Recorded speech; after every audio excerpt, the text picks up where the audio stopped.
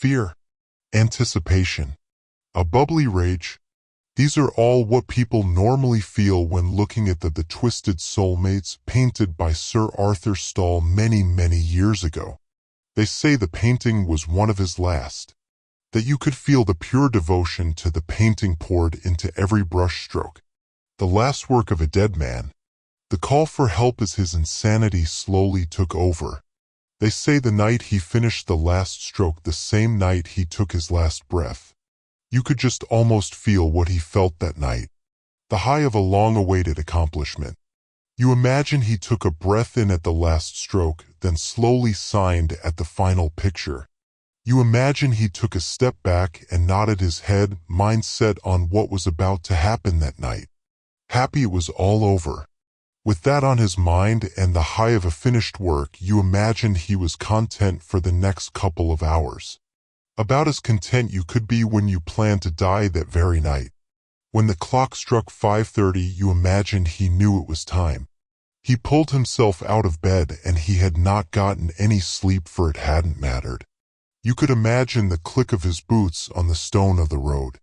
The few people walking past, unknowingly being the last to see him alive. As he climbed the rail of the bridge, you imagine a soft humming tune falling from his lips. Maybe one from his mother or a tune he heard in town. The sun rose, you could see the bright yellow melting into an orangey red. You could feel the nippy cold air hitting the exposed skin of your face and hand.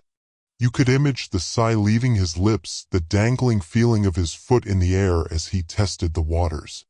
Then you could feel the air brush past your face as he leaps off of the rail. Then you like to assume he fell with a smile as no one heard screams. The water rushes past his body, freezing and unforgiving. Then you imagine a hit to the head and everything goes black. No more Sir Arthur Stahl. You hoped he felt peace after death, as he was tortured enough in life, but people seemed to believe that his soul was trapped into the very seams of the painting, the twisted Soulmates. That the very emotional tie he had connected him to the earth even in death. They call the painting cursed, a magnet of paranormal energy. Some even believed that Sir Arthur painted it for a secret lover. A star-crossed, hidden love story, fueled purely by the name and mystery surrounded by the painting. You rolled your eyes at that rumor. Why must the hopeless romantics make everything about love? You saw it for what it really was in your eyes. A call for help. A reason to live. A man's dying accomplishment. Why take something away from what it really was? Especially when it was as important as the painting. Why twist such things? You never understood why. You never understood why you cared so much either, but it seemed at the very moment you saw the painting it was all you could think about. It seemed you breathed and lived for that. The mystery around not only the painting but Sir Arthur's death drove you to find every piece of information you could find. The more you found out, the more you wanted to know. The more answers you had, the more questions you added to your seemingly never-ending list. The deeper you got, the more you pushed into Sir Arthur's psyche. The more you pushed, the more became like what you thought he was. To you, he and you were one and the same. Sir Arthur became your reason to live. He could not, so you did. You lived for him and only him. Nothing else mattered.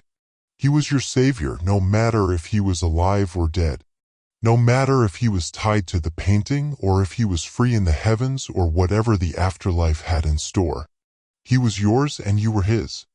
The longing to see the painting in person grew every day. It grew to a twisted desire, pulling and scratching. If you couldn't meet him, the painting would have to do.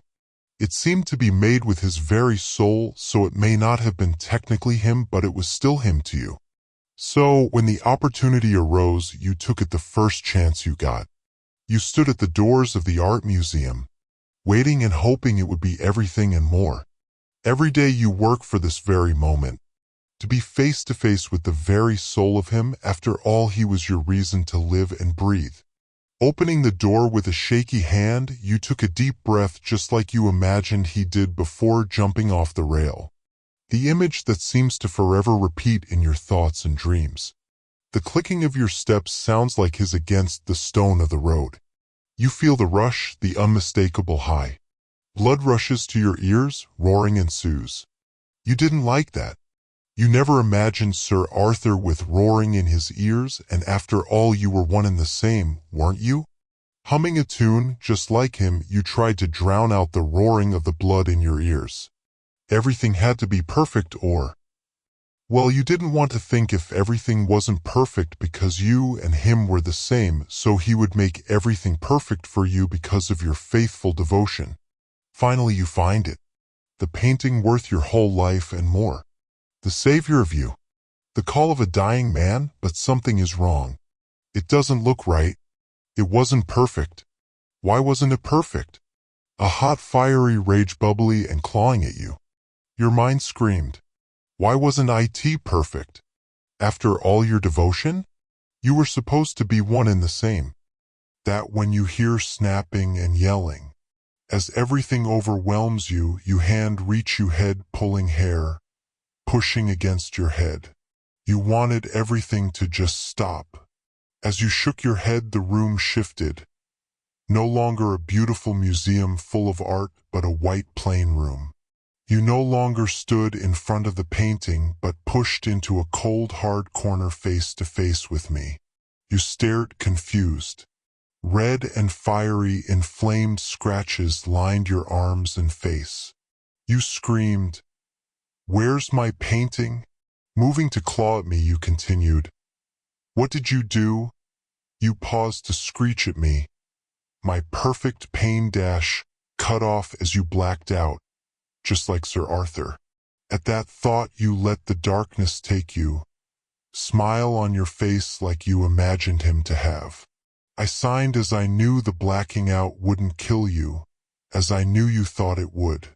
It was just a sedative, nothing deadly, but I didn't mention that for two reasons.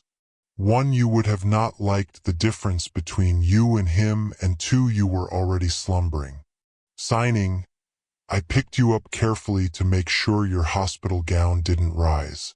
Setting you on your bed, I pulled the blanket over you, hoping to offer some type of compassion to you, even if you were asleep and wouldn't remember this interaction. Straightening my Dr. White coat, I stood up wishing I didn't have to understand everything about you. Your delusions, your obsessions, everything. Closing the door behind me, I slid down the door, breathing deeply. I have done this same process many times now. The higher-ups wanted me to help you, but I can't, and I'm sorry. If I can help you, they are gonna kill you on grounds of public safety or something. The stupidest thing I'd ever heard, but I nodded my head in determination. I peeled myself off the floor. I'd do the same thing every day if I had to help you.